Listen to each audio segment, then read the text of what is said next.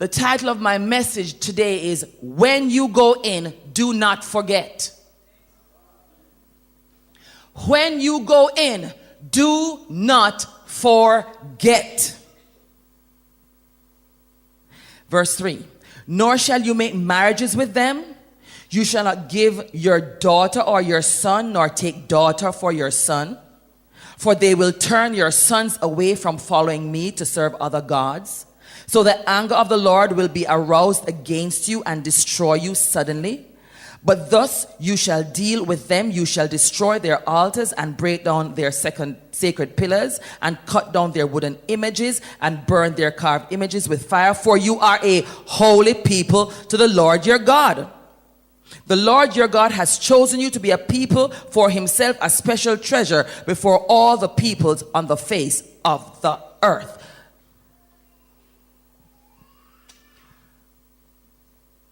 There's a promise. There's a harvest. There's a fulfillment of purpose right here in this room today. There's some things that have been dormant. There's some things that you have put down.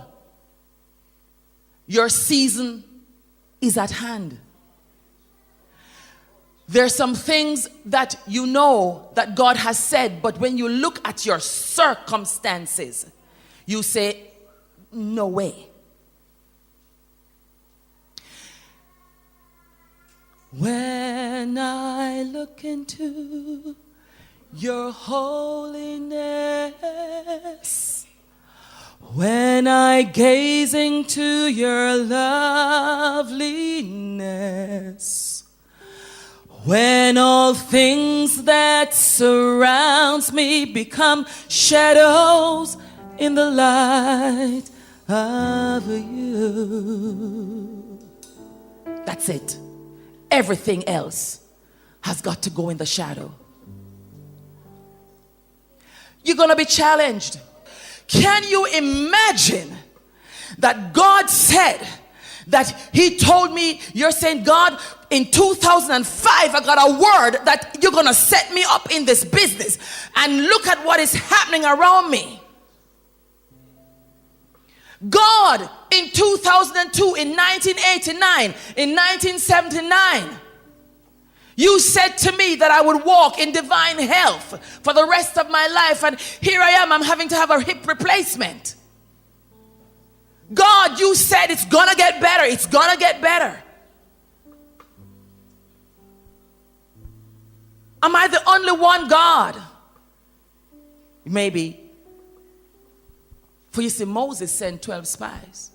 10 said there are giants in the land. 2 said God is able.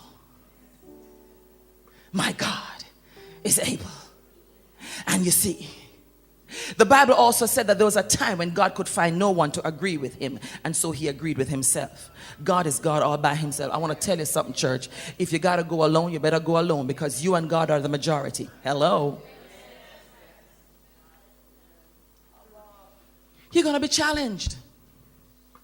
God said, these are the people that are in the promised land. God says, these are the things you got to contend with to receive the promise.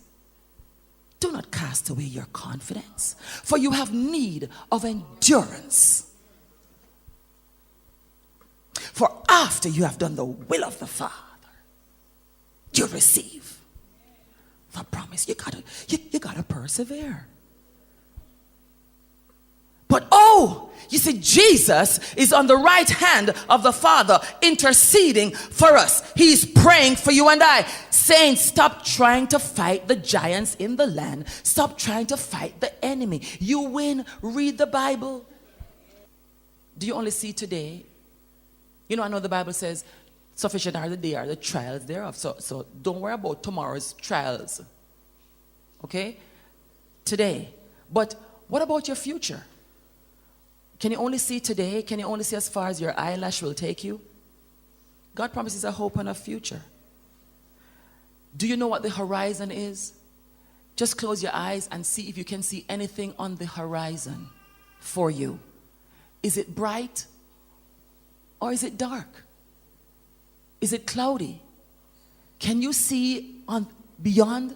Can you see to the horizon? What about in your marriage? Can you see your marriage lasting another 10, 15, 20, 30 years? Can you see your children coming to the fulfillment of the things that you have prayed about for them? Can you see, even though they are wayward and are disobedient, can you see them coming into the fullness of God? Because you know what? You will have what you say. Listen to me. I'm preaching good.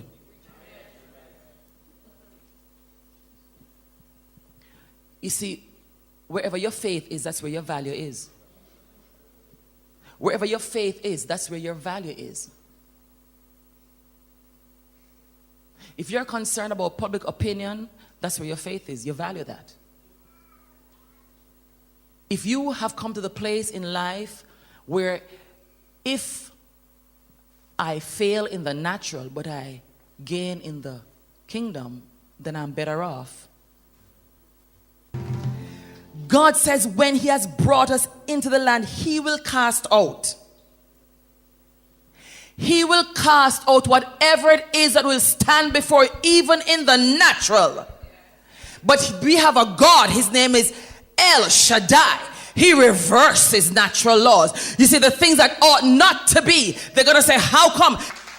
You see, many of us are being sucked into what the world system says because we have not done what God has asked us to do according to Deuteronomy 7. Because we have cast out the Old Testament and said, I'm a New Testament believer.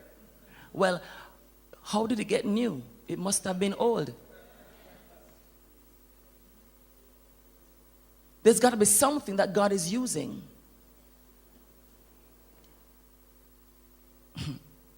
I may not make sense to many of you. But listen, church, there are opportunities out there that God is going to open. Doors are going to be opened so wide. You know, many of us have said, I've missed God. Maybe I was too slow. Maybe I procrastinated too much. And we beat ourselves down with negative things and saying, oh, you know, I didn't understand.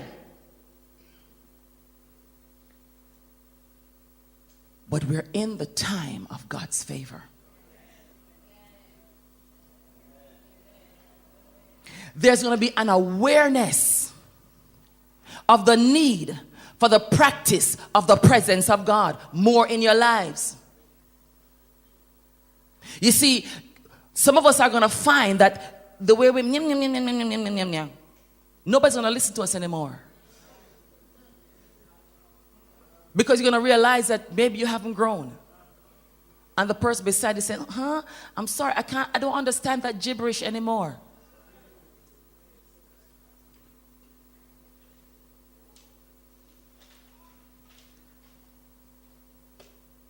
Our future is on our lips.